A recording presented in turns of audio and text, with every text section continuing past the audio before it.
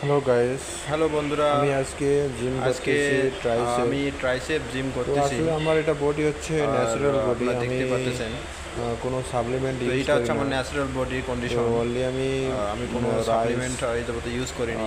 Milk, তো আমি natural করেই যাব, কখনো দেখবো রুটি খাই, আমার ফলাফল আর সবজি মানে অল কেমন আসে। ভেজিটেবল। তো ন্যাচারাল বডি বা বেশ সাপ্লিমেন্ট যারা পাশাপাশি ইউজ করে তাদের তো বডি আমার আসলে কোনো অনেক ডিফারেন্ট থাকে। তো সাপ্লিমেন্ট ন্যাচারাল বডি এই পর্যন্ত আমার খাইনি। এটাই।